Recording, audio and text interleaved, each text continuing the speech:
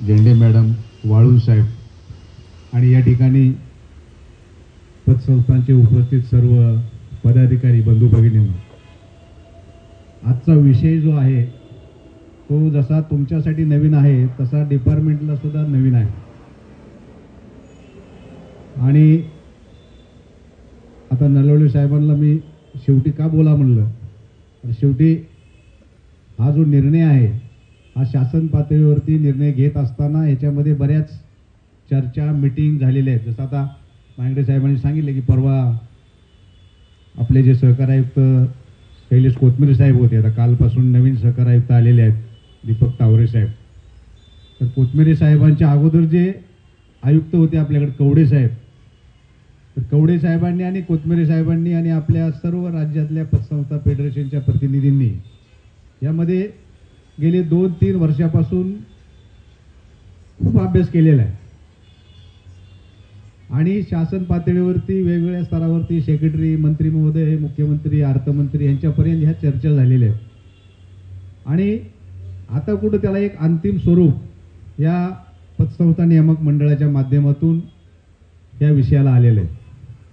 पतसंस्थांच्या बाबतीत बोलण्यासारखे भरपूर विषय आहेत. आपण आज त्या विषयावरती कुठल्या बोलणार नाही आहोत. आज आपला हा विषय हा एक लिमिटेड विषय आहे, त्यावरतीच आपण बोलणार आहोत.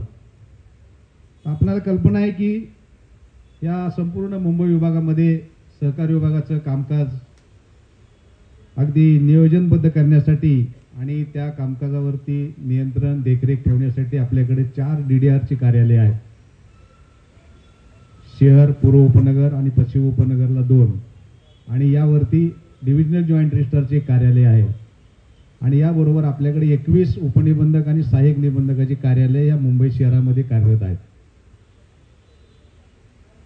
आता या कार्यालयाबरोबरच पतसंस्था फेडरेशनचे सुद्धा पतसंस्थांना मार्गदर्शन करण्यासाठी आणि पारदर्शकतेने सभासदांचं हित जपण्यासाठी आपली जिल्हानिहाय पतसंस्था फेडरेशन देखील कार्यरत आहेत. पतसंस्था फेडरेशनचे संचालक त्या ठिकाणी मार्गदर्शकाची भूमिका ही आपापल्या परीनं बजावत आहेत. मुंबई विभागामध्ये जर आपण बघायला गेलं तर नागरी पतसंस्थांचं जाळं हे खूप मोठं आहे. मला आत्ताच आमच्या कर्मचाऱ्यांनी यादी दिली तर आपल्याकडे 1510 नागरी पतसंस्था आहेत आणि नोकरदार पतसंस्था 501 आहेत. आणि शासनानं महाराष्ट्र सहकारी संस्था अधिनियम 1960च्या अंतर्गत 11(1)(अ) मध्ये या पतसंस्थांच्या बाबतीत काही सुधारणा घडवून आणल्या आणि त्यामध्ये या गोष्टीचा समावेश केलेला आहे की त्यामध्ये पतसंस्थांना व्यावसायिक आणि आर्थिक स्थैर्य मिळवून देणे यामध्ये पहिलं उद्दिष्ट ठेवलेलं आहे.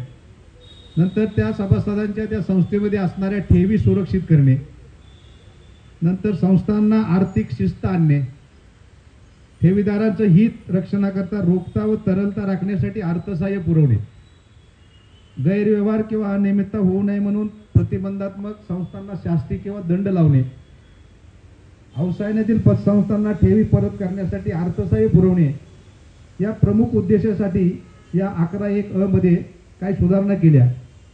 आणि मग त्या करत असताना त्या ठिकाणी काही मर्यादा सुद्धा आणलेल्या आहेत. मग प्रशासकीय आणि आस्थापना खर्चावरती मर्यादा आणलेली आहे. त्या ठिकाणी काही आर्थिक नियमन त्यांनी दिलेले, कर्ज आणि व्याज यांचे कर्जावरील व्याज दर ठरवलेले आहेत, त्याच्या काही सवलत द्यायच्या असेल तर त्याचे ते निर्बंध घातलेले आहेत. नंतर ठेवधारक यांच्या ठेव व कर्जदार यांच्या मर्यादाचं त्या ठिकाणी ही केलेलं आहे, किती कर्ज आपली मर्यादा असली पाहिजे. आणि हे करत असताना त्यामध्ये 5वी एक तरतूद घातलेली 11(1) मध्ये की नियामक मंडळाची स्थापना करणे. आता ही नियामक मंडळाची जर आपल्याला कल्पना असेल की याची पार्श्वभूमी, तर अगदी 2007-8 मध्ये आपल्याला आठवत असेल की राज्यामध्ये एकूण 469 पतसंस्था एकदम अडचणीत आल्या होत्या. काही जुन्या मंडळींना याची प्रकर्षाने माहिती आहे. आणि मग त्यावेळेला अण्णा हजारेंनी संपूर्ण राज्यामध्ये आंदोलन केलं होतं. पतसंस्थांमधल्या ठेवी, पतसंस्थांची अडचणीतल्या पतसंस्था. आणि मग त्यावेळेला या पतसंस्थांसाठी काय केलं पाहिजे, मग समिती 2010 मध्ये गठीत झाली होती आणि 2010 पासून 14 पर्यंत त्याचा बराच मोठा प्रवास आहे. मी काही तो वाचून दाखवणार नाही. आणि मग आता हे पतसंस्था नियामक मंडळ या ठेवींच्या संरक्षणासाठी अस्तित्वात आलेलं आहे. आता या नियामक मंडळाची रचना केलेली आहे. या रचनेमध्ये संपूर्ण राज्यासाठी या नियामक मंडळाचे अध्यक्ष आयुक्तांना ठेवलेले आहे. आयुक्तांना ठेवण्याचं त्याचं कारण असं आहे की आयुक्त हे निबंधक तर आहेतच, परंतु त्याचं इम्प्लिमेंटेशन संस्थांकडून करून घेण्यासाठी एक जो रोल लागतो, तो रोल दुसरा कोणी कुठल्या बाकीच्या व्यक्तीकडे देण्यापेक्षा एक निबंधक म्हणून आणि राज्याचे आयुक्त म्हणून त्याचं अध्यक्षपद हे आयुक्तांकडे ठेवलेलं आहे. नंतर अप्पर निबंधक दर्जाचा अधिकारी म्हणजे नेक्स्ट टू कमिशनर हा एक त्याचा सदस्य आहे. नंतर शासनाने नामनिर्देशित केलेले कोणत्याही सहकारी बँकेमधील उपमहाव्यवस्थापक दर्जापेक्षा कमी नसलेला दर्जा असे सेवानिवृत्त 2 अधिकारी त्या ठिकाणी घेतलेले आहेत.